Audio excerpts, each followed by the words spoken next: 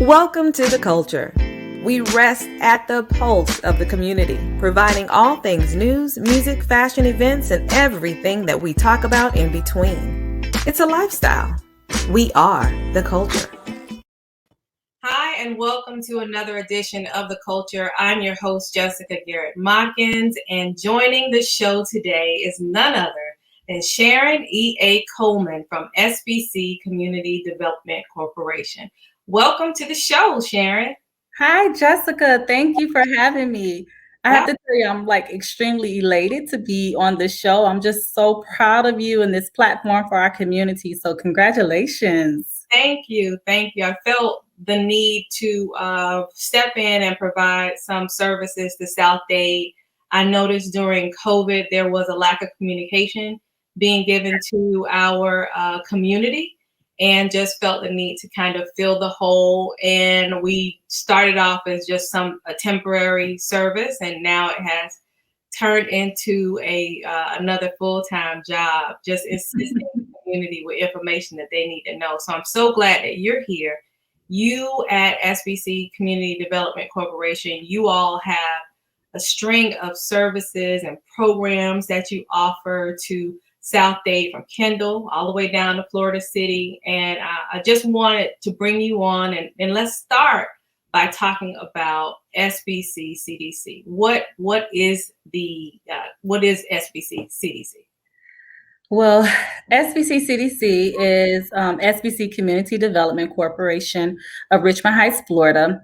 It was initially started in 2003 by the late Pastor John A. Ferguson. His intentions were to really serve the Richmond Heights community, but once the torch was passed to the new president, who is the pastor of Second Baptist Church, Pastor Alfonso Jackson Sr., we began to serve the Kendall to Florida City area. So that's really what we're about, is providing a platform and programs and services for communities and residents to be able to have intergenerational activities that help them become better.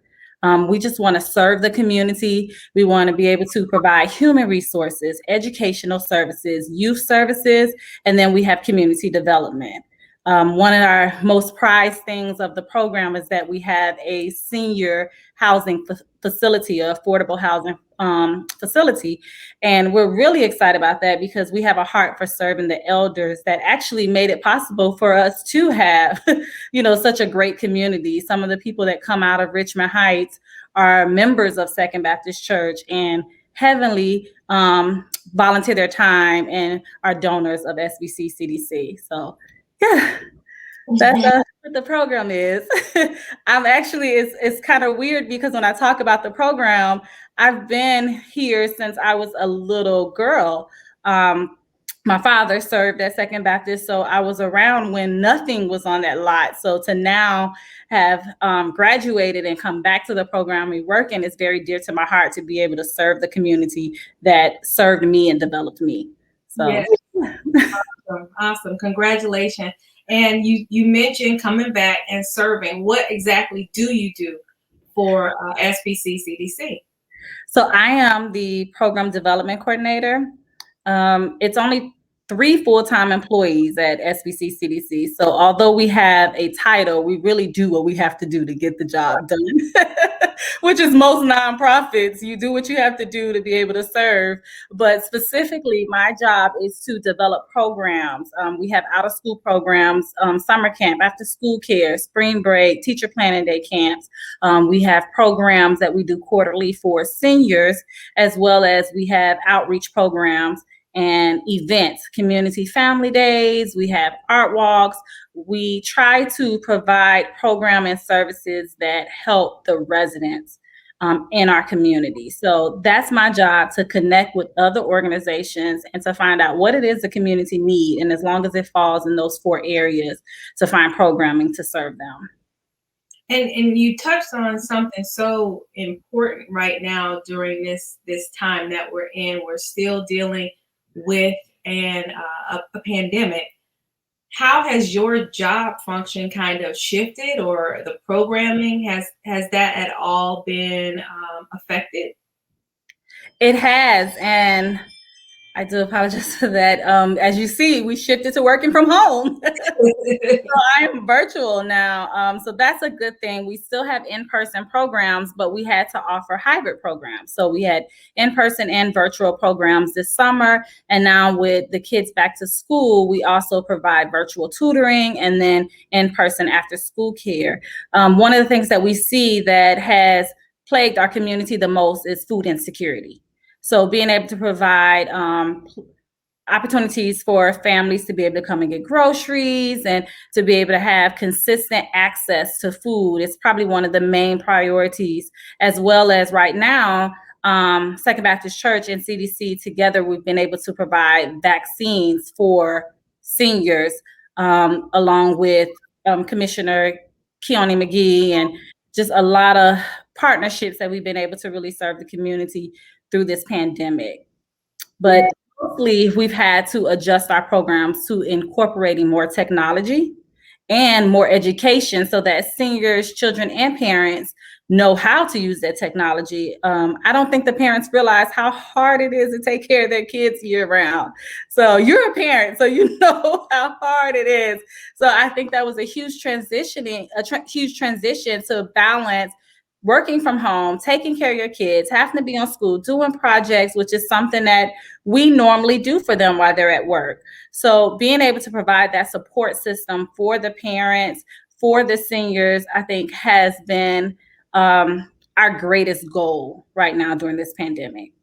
And so you're doing tutoring online for the students who are enrolled, or is that something completely separate? We offer virtual tutoring for any kids that need it. And then we have in-person after school care for the kids who have enrolled back into their school. Okay. And then I also understand that there was did you all do some programming changes of something with the Children's Trust? I wasn't really sure. So we still have the Children's Trust. The Children's Trust has actually been very great for our program during this pandemic. They made it possible for us to still maintain jobs for our staff, and we were able to offer our programs totally free this summer. So that was a highlight of having the Children's Trust. Additionally, we was able to get the Cultural Affairs SASSY grant, which focused on science and the arts, and we were able to partner with Dibia Dream to do a free STEM program. We provided the parents with the kids, and they can do it virtually from home, or they could come in person and actually do the kids with our Dibia Dream staff that was on site. So we were really excited about that because we love to make sure that we're doing science, technology, engineering, arts, mathematics, and sports. Our thing is streams. But to be able to actually have an activity that the kids do every time they come, a robotics, a coding, and for them to be able to take it home and continue it, I think has not only been great for them educationally, but I think it's provided them some social emotional learning with the shift from being in quarantine out of nowhere with this pandemic. So that was actually a great thing for us to be able to partner with all three entities: the Children's Trust, Dibia Dream, and Cultural Affairs. Nice. And then I know that you all have just recently announced that you have new board members. Yes. To assist with the number of different programmatic things that you're doing in the future of SBCCDC. Can you tell us about your new board members? Yes, I am so excited about our new board members. Let me tell you, Jessica, you already know we have an exceptional board. We really do. We have some of the best pioneers, the greatest pioneers from our community that serve on our board. And, at times, you're like, look, I've been hustling for so long and I've been doing so much. We need some new blood to kind of even that out.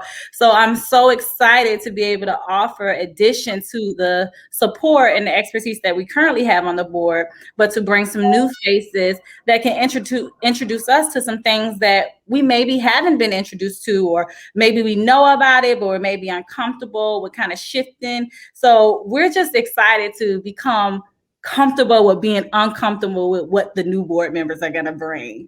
So, so we have our first board member that I'm really excited about because he's our youngest one is Dion Bush. He came straight out of our community. He's a NFL football player with Chicago Bears. He went to Columbus. His parents attended the church that founded the SBCCDC, which is Second Baptist Church again.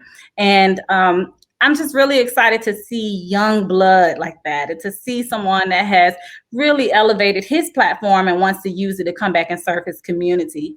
We also have Jeremiah Payne, which for me, he's like kindred to me. So when I look at Jeremiah, I'm like, Jeremiah, you're like me. You're a baby of this program. You grew up in this program. You interned with this program, and now you're on the board giving back to the community that gave to you. So I think when you have people like that, it puts a personal touch. It's more than just advocacy or volunteerism. It becomes very personal to you when you know that this is a part of your world, your life, your history. So I'm excited about him. And then we have Roy Modkins.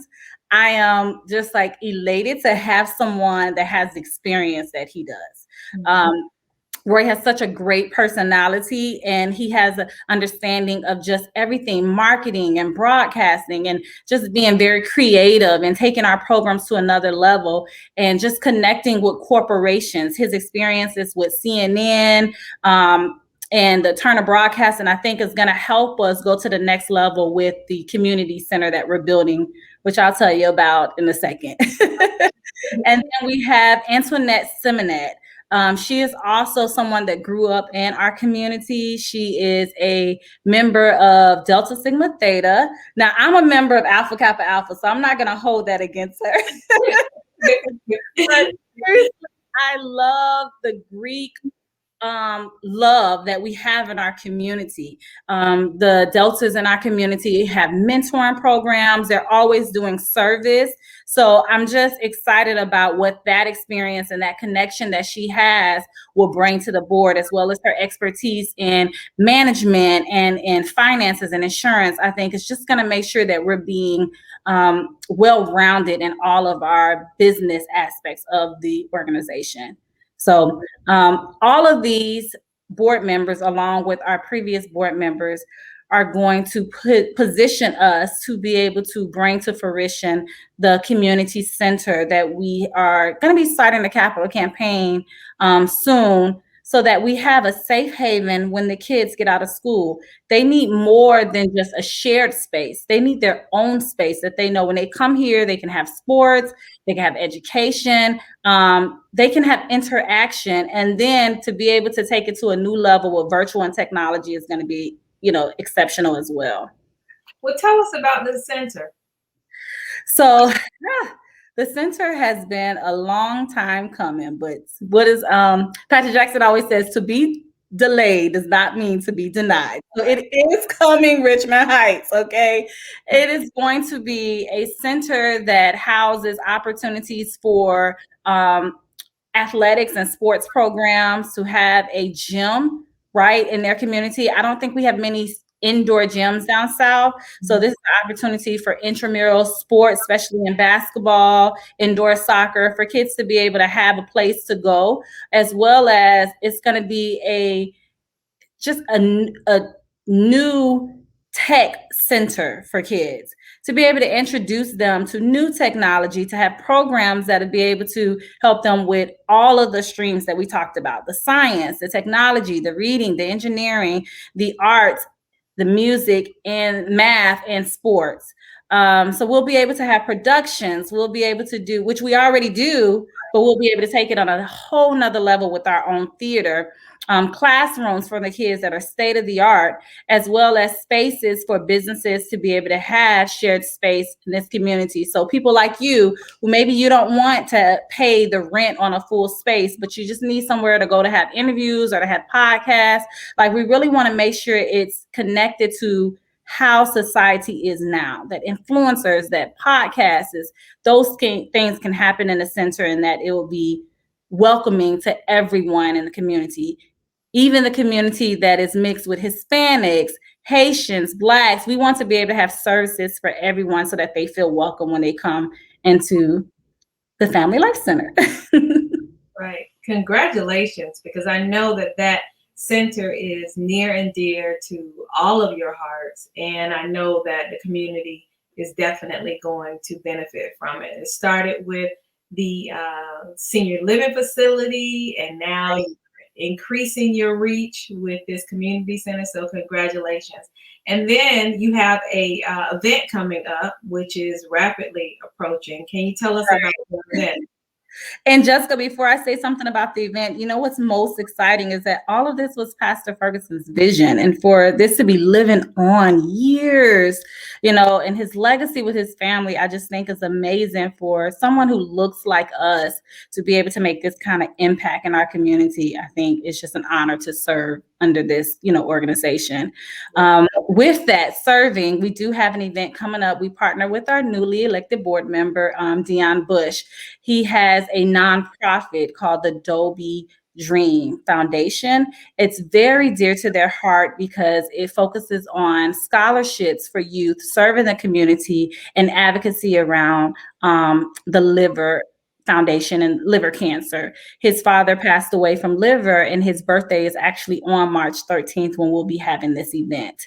The event is a bike-a-thon, which if you do not know, you're going to get to know that everybody is into bikes since the pandemic. Like the bike clubs are huge now. I'm like, everybody's getting skinny except me. I'm like, I need to get me a bike. And you can't buy a bike. They can't even keep them on the shelves. You can't buy them on the internet. Yeah. I have tried and I could not find me a bike. But for those who have a bike, we have a bike-a-thon happening on March 13th. They're going to leave from Second Baptist Church, go through the community, come back. It's just all about health and about just taking care of your body, you know, and the proceeds from the donations and from the fundraising from the event will go to the National American Liver Foundation. And also, they'll be giving scholarships at the end of the year to youth. One of the things about Dion Bush's father is that he was heavily involved in the community. He served greatly in the community. And I think it's commendable that his son has, you know, continued that tradition of his father and of his family. And his mother honors her husband and her family by wanting to serve the community and use his platform, you know, to do it on a larger scale. So we're really excited about that. And lastly, with the event, I think what's the most important part for me is to be able to provide this platform for small businesses from our community to be able to generate some funds. The pandemic has not been easy on our businesses. So we have partnered with the Hue Collective Miami, who does a black market. Have you been to the black markets that they have? I think they have it every month. Awesome. Yeah, it's really nice. It's really great to see all of our businesses on one lot and people coming out and supporting them, socially distanced, wearing masks, but being able to give back to the businesses that have been there for us, you know, before the pandemic and even during the pandemic. They have been essential workers when we've needed it, you know, so I'm excited that SBCCDC is providing a platform with the Black market to be able to provide, you know, spots and vendor spots for local businesses. It starts at 10 a.m. The vendors will be out there from 11 to 4. The bike ride starts at 10. When they come back, you can enjoy the vendors. Yeah, we just want to have a good time. We want to be safe. We want to see some people that we haven't seen and give them an air hug, high five in the air. And yeah, just enjoy the fact that we made it, because not a lot of people made it this year. So that's March the 13th. The fun starts at 10 a.m. in the lot at Second Baptist Church, 11111 Pinkston Drive, Miami, Florida, right in the heart of Richmond Heights. The bike-a-thon begins and the fair will end with food trucks and arts and crafts, vendors, small vendors, Black-owned businesses, opportunity to give back, and all funds raised will go to the American Liver Foundation. Thank you so much, Sharon, for joining us. Can you please, before you leave, Let everyone know if they are looking for a resource, if they would like to partner with your company, or if they are looking to get some virtual tutoring for their child. How can they get in touch with you and learn more about what SBC Community Development Corporation does?